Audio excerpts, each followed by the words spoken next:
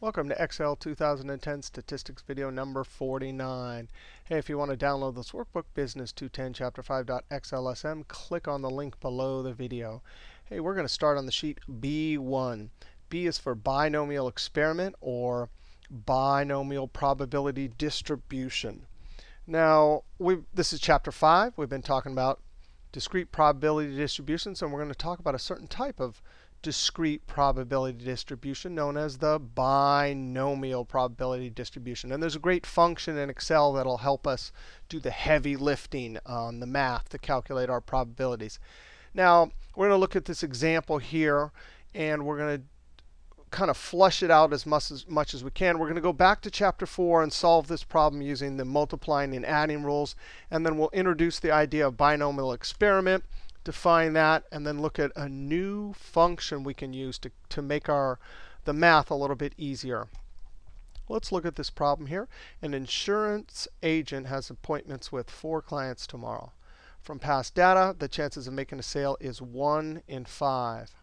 What is the probability or likelihood that she will sell 3 policies in 4 tries? Whoa. Well, in Chapter 4, we'd have to define our variables and then use the multiplying rule and adding rule.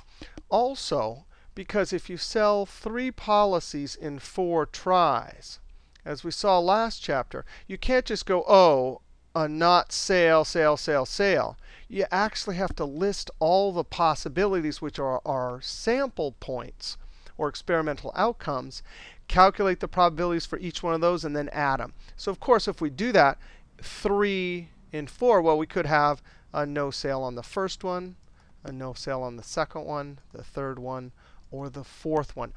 Now, let's go ahead and define our variables here and then see if we can figure this out. Now, what is a success? We have to define that. That'll be S. Well, that's a sale. We had a sale. Now, what's our X, our random variable? It's going to be number of policies sold.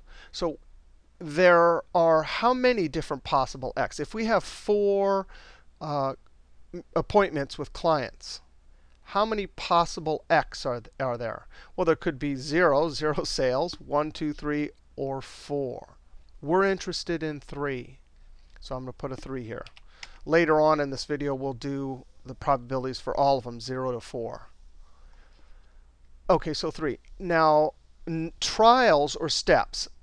Prior in Chapter 4, we called these steps in the experiment. Here in binomial distribution, we'll call them trials. And we'll use the variable little n. There are 4. We have 4 sales, 4 appointments.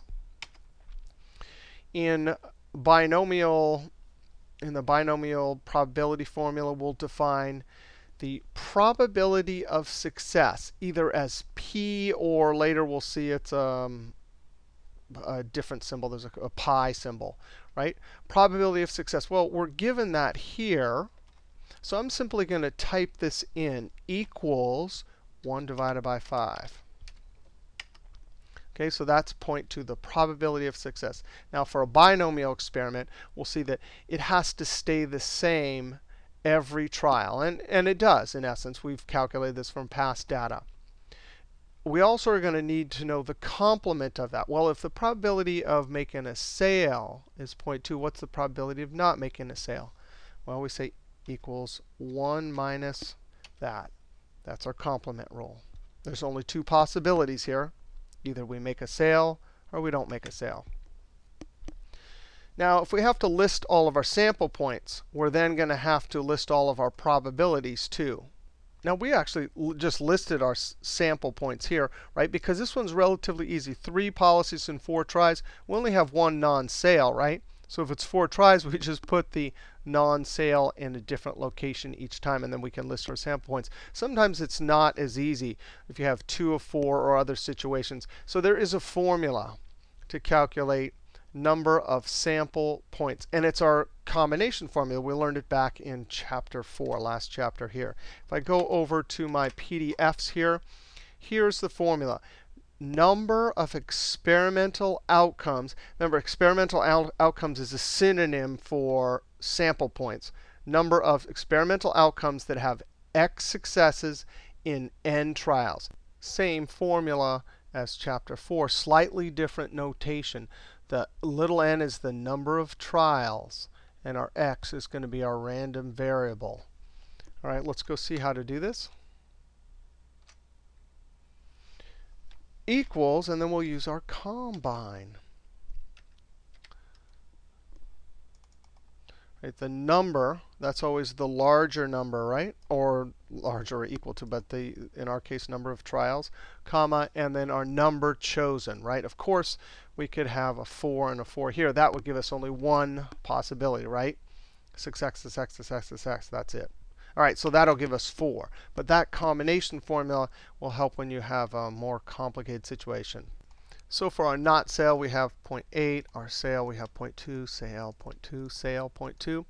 Now we have listed, and the 4 probabilities, this one sample point, the probability for this can be calculated using the multiplication rule.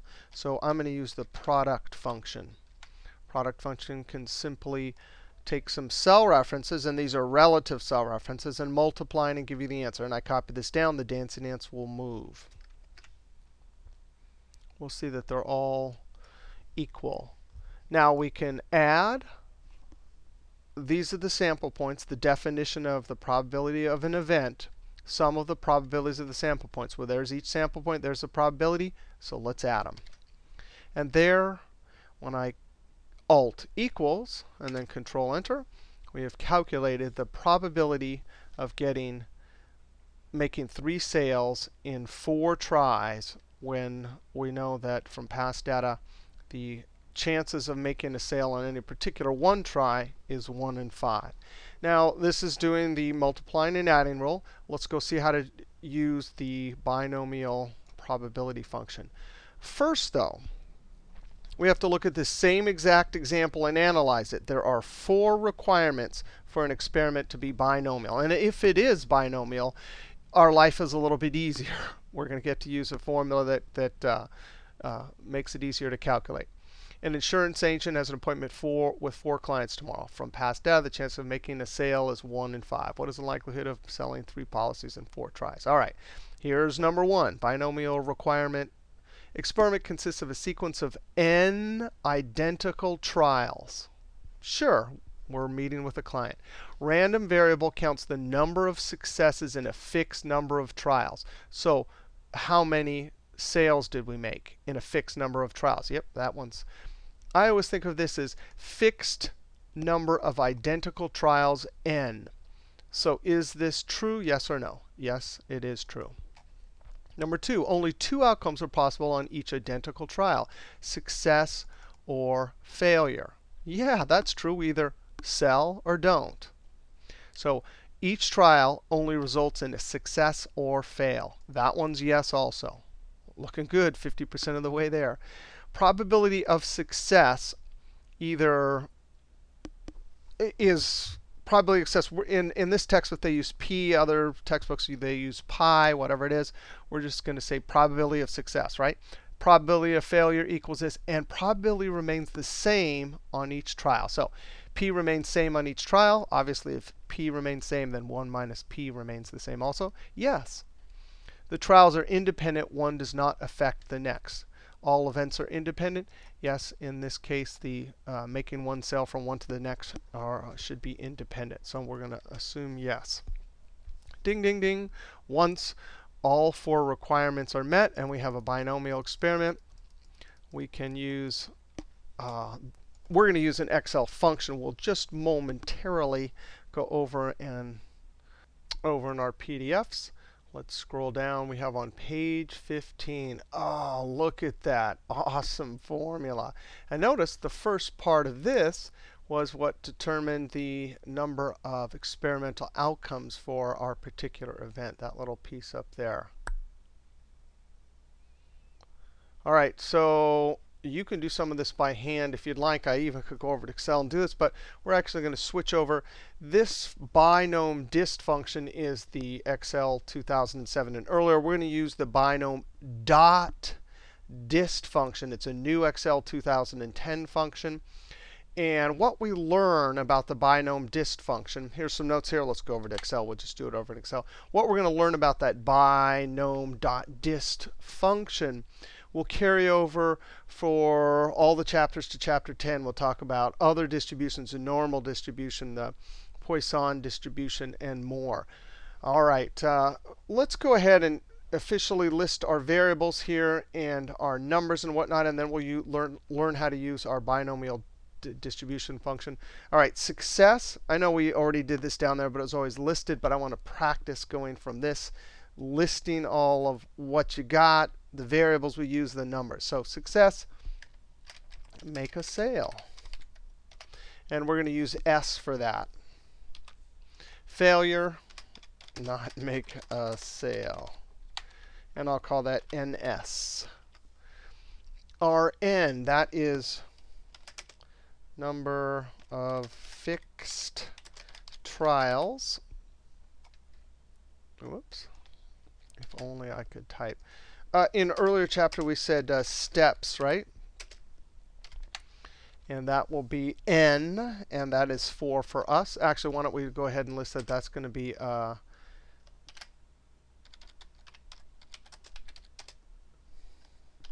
either attempts or sale, or that's appointments, right? Golly, if only I could type. Luckily, I know all the keyboard shortcuts. All right. And our X, that's going to be our random.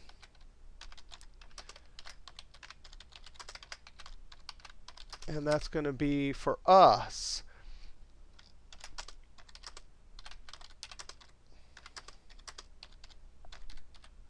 number of sales in 4 tries.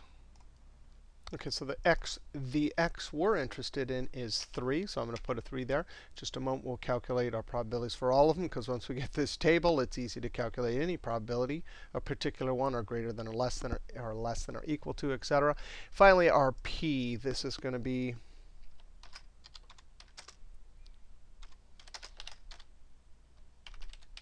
and it remains the same.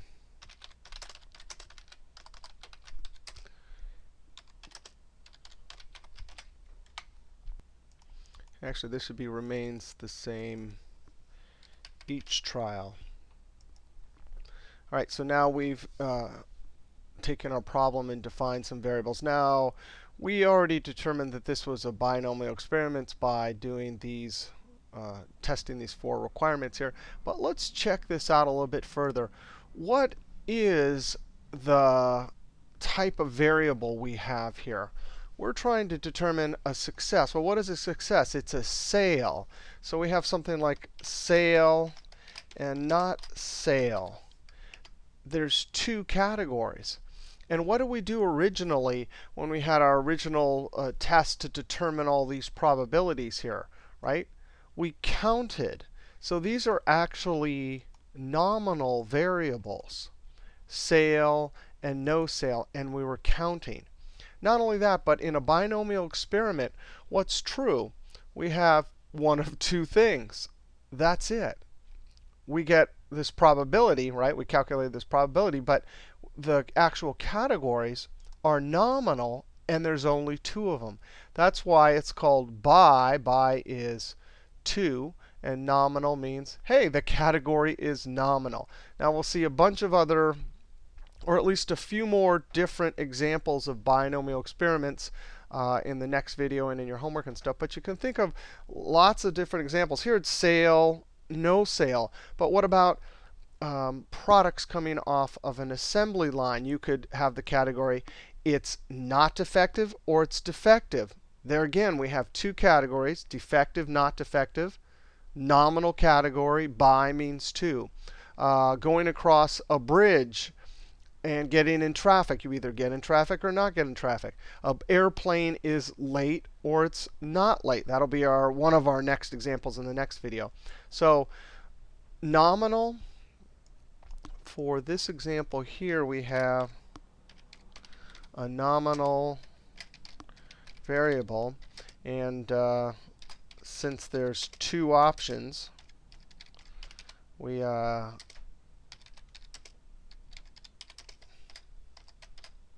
use the word bi. All right, so that's just kind of like a little background on why we call it binomial. Now, we've defined our experiment here. Now we want to calculate some probabilities.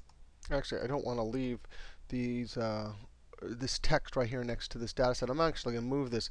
I'm going to Control X. Maybe I'll paste it right there in G8, Control V. All right.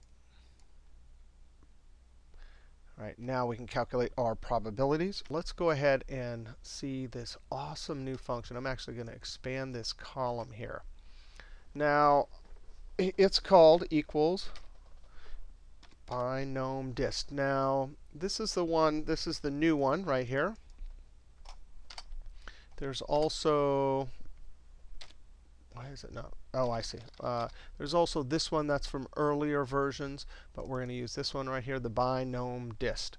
Now, let's see. We saw the hypergeometric dist last chapter.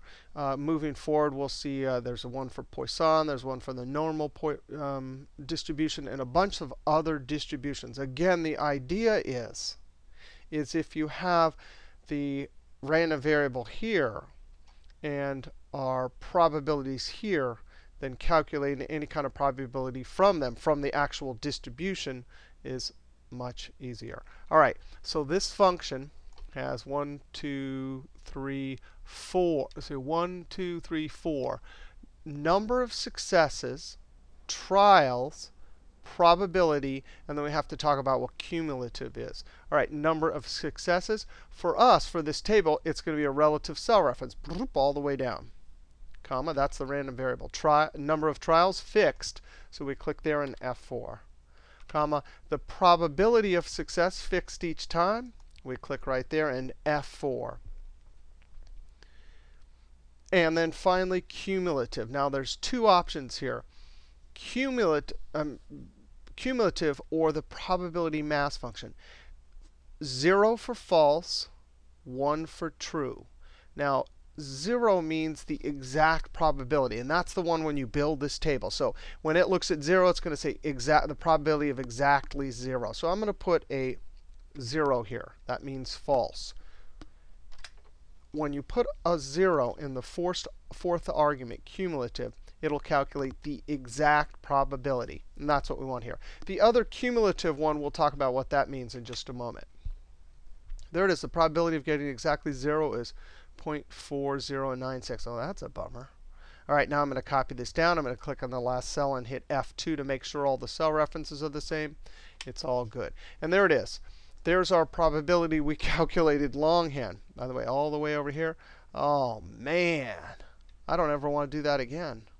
It is useful to see because this is how they create that thing in the first place, right? All right. So now, once we have this, we want to visually portray this and see with a picture, right? We could see that the biggest probability is here. Oh, these two are the same. And then this one, and it gets smaller. Obviously, as you go to 4 calls, it's going to be much less than 1%. The probability, that is, that you get all 4 sales in 4 tries. That's that happy day. It doesn't happen very often, right? Here's the distribution in tabular form, but let's do it graphically. I'm going to highlight this. Insert column, or we use our keyboard shortcut for default chart on the current sheet, Alt F1. Just as we saw before, it gets both. It gets confused because this is a column chart. It's expecting a categorical variable here. I'm going to highlight that column and delete. I'm going to delete the legend, delete the lines. Let's make this a little bit smaller here. We actually have to be able to get, whoops. I'm using my move cursor. All right. I'm going to point to the edge just for right now, because I have to be able to get to those right there in just a moment. Now, I've already created a chart titled Binomial Distribution n equals 4, probability equals 2. Now, I'm going to click up here, click in the formula bar, type an equal sign, and then click on the cell B29. right-click this. Ooh, I am so glad there's Control Z for undo. Right-click and go to my mini toolbar and maybe 12. Now, as we'll see another example, one or two more in the videos. And in the textbook, there's a lot. There's all sorts of different shapes to your binomial distribution. It always depends on the number of trials and the probability of success. All right, this is not linked. We saw this last video. You can clearly see we have a 0 here. So we need to do what? We have to go up to Design, select Data. This button is the real power of charts because we can do anything we want. Edit, Add, etc. Click Edit. And I need to highlight this. And instantly, you can see our chart gets the right random variable. I'm going to click OK. Click OK. We also absolutely need a label here. I think I already have this X one right here. So I'm going to, that's what I want down here. So I go up to Layout, Axis Titles Horizontal, Title below. It's highlighted. I type up in the formula bar equals. I click on B17, Enter. Right click, I don't know, maybe 8 or something less, or make it wider or something. Do we need this? No. Do we want some probabilities above? I definitely do. I'm going to go up to Layout, Data Labels, and then Outside Edge. So there it is. We can see this distribution. And we'll talk about how the distribution changes as n and probability changes, I think 2 videos ahead. All right, now I'm zooming out a bit. I want to talk a lot about the Binom.DIST function here and how to calculate probabilities. Let's see, how could I? Let me see if I can go like this. I've got to zoom out a little bit. I'm going to Control and roll. I'm not getting this just the way I want. It's because that column there is so wide.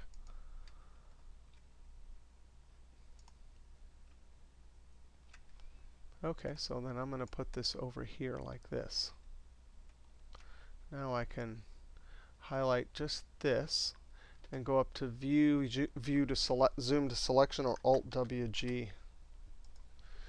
All right, because how this function works, we saw how to use this function with a 0 for cumulative. That means the exact one. But we also want to see how to do all sorts of different cumulative ones using the Binom.DIST function. Now let's just do this one right off the, actually, let's do the sums first. Now, for this example, it's perfectly all right to just answer these questions here and do a sum function based off this. However, if you start doing a lot of these, it's inconvenient to keep building a different distribution table for each problem you're doing. Nevertheless, I'm still going to show you because it makes sense. If we talk about the cumulative probabilities, greater than or greater than a certain number, or less than a certain number, and how to calculate those from this table by adding, it'll help understand how it works. So what's the first one? Probability that we get exactly 3 sales in 4 tries. It's just going to be that one. The probability that we get less than or equal to 3. I'm going to Alt equals and highlight, there's 3. 3 is included. Less than or equal to 3. 0.9983. Now I want to compare and contrast those two with the Binom.DIST. And I'm going to use this function a lot, so I'm going to copy it here. All right, so number of successes. Well, it's 3. Actually, it's going to be our x right there. I can't move the chart here, but it's right there. There's our, no, that's not it. Can you believe I put my chart? I'm going to click Escape. Zoop. Because I'm going to need those numbers right there. And I'm putting in Edit mode and Control V. All right, so number of successes. Well, for us, it's going to be 3. comma, and number of trials. There's 4. Probability, that's always fixed. And then cumulative. Well, we saw how to do 0, so I'm just going to put a 0. That's just to remind ourselves. Now I'm going to copy all of this right here like this. I'm going to leave this parentheses off and just hit Enter. It'll put it in. And sure enough, that's what we got before. Now I'm going to put this in Edit Mode and Control V. We need to talk about what we're going to do if we have less than or equal to 3. And there's cumulative and the probability mass function. 0 says exactly 1. 1 or true, I'm going to put 1. Cumulative, and here's all it means. And the cool thing about this moment in the video is what we learn here about 1 for distribution functions, meaning the cumulative version of this. It's the same for the rest of the functions, or most of them. Our norm.dist, which we'll work with a lot, and other functions. What it means is I'm going to put a 3. I put a 3 here, right? That blue one's a 3. So when I put a 1 here, it says go from the lowest number all the way up to the 3 and add them all up. So it's going to add this one, this one, this one, and this one.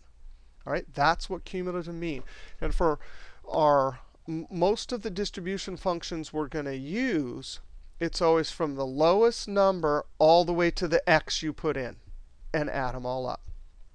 All right? So there it is, 0.994. So when we did it with our sum function, we added them all up. When we do it with the distribution function, it's always from here up to there. Now let's do the next one. Greater than 3. Greater than 3, right? Well, there's only one here. Later, in our next example, we'll have like 7 or 8, and we'll say greater than 3, and it will be a bunch. Well, what do we just do here? We use this Binomial.DIST. Well, if it is programmed, and I just copied that, if it's always programmed, if I throw a 3 into this, and it's always programmed to go from the lower up to the x we put in, then how in the world do we get this 4? I'm going to hit Enter. I've copied that. Let's go and look. And I should have done this earlier. Duh. I should have done this earlier. For this to be true, to be a probability distribution, what has to be true? Well, we have to add them up, and they all have to be added up to 0. So Alt equals. It's a probability distribution because of our 2 rules. Each individual one is greater than 0, and the total is 1. That's going to be true for all of our distributions, whether binomial or normal distributions or others. Add up all the probabilities, they equal 1. So again, for this one, it's 3. It's all the way up to here. Well, if you want everything above here, you say 1 minus this. So down here, we say equals 1 minus, and I'm going to Control V. I have that from before. This little part right here is simply calculating all the way up to there. Because all of it is 1, I subtract it from 1, and that's how I get above a certain number. If I were to do it with the sum function, well, this is easy. It's just that one. Later, again, we'll have a bunch above our particular x.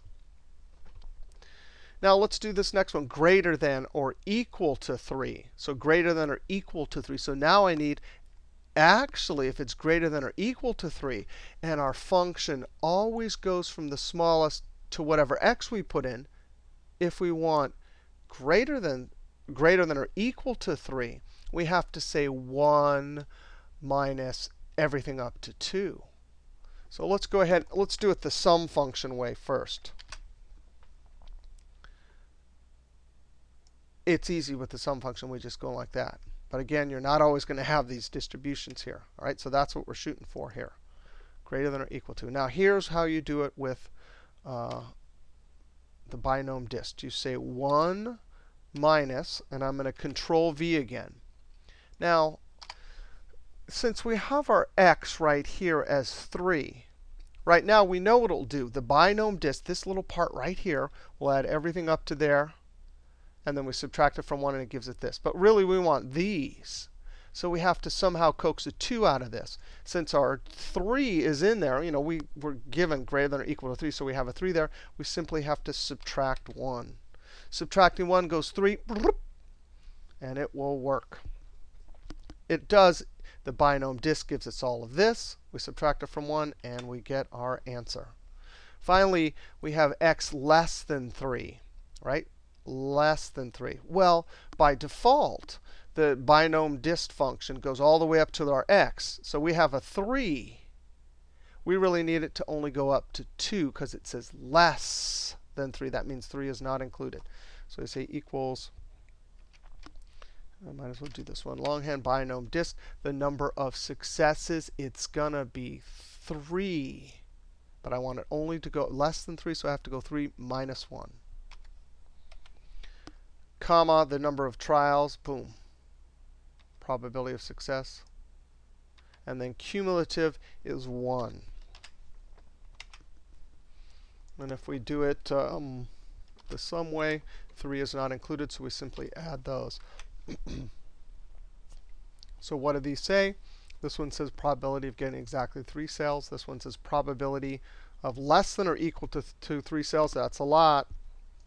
Greater than 3, that means 4, very small. Greater than or equal to 3, that means 3 or 4 cells, very small here. Just a teeny bit bigger than that one, right? And less than 3, again, that's going to be a lot. That means 0, 1, or 2. Now, that is a lot about binomial experiment, the binomial distribution, how to calculate it longhand. Very important how to determine if the situation you're dealing with is a binomial experiment. We saw how to build a binomial probability distribution, show it in a chart, and then calculate all the different possibilities. These are all the different possibilities for a particular random variable. We picked 3. We saw how to do it with a sum function, and all the possibilities with the Binom.DIST function. In our next video, we'll talk more about the Binom.DIST, including the mean and standard deviation. All right, see you next video.